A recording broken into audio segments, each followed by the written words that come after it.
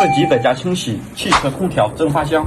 夏天来了，清除一下空调异味，顺便看看自己动手难度大不大。蒸发箱在机舱后面，先拆第一颗螺丝比较好拆，第二颗是隐藏在这个盖板后面。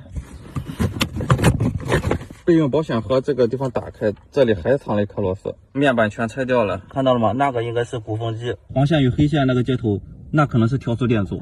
拆下来了，那是鼓风机的电源线。又研究了很长时间，现在怀疑是它的调速电阻是在这两个管后面，看到了吗？就这个白色的，果然这个就是调速电阻，费了很大的劲弄开了。有同款车类似车的车友一定注意，这个白色卡扣不是捏住边上往上拽的，是往里推的，方向是往里推，然后就拿下来了。1个多小时终于拆出来了，先喷上点酒精，喷了一点酒精，只能手机伸进来，这个孔其实非常小，把这个调速电阻拽下来了。就是这么个小东西，让我找了这么长时间。往空调进风口喷一下。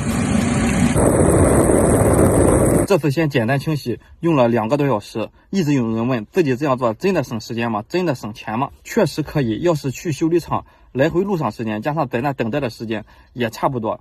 而且自己动手的话，只是第一次比较费时间，摸清自己车子的构造了，后面每次再做都非常省时间，而且随时都可以做一些清洗保养。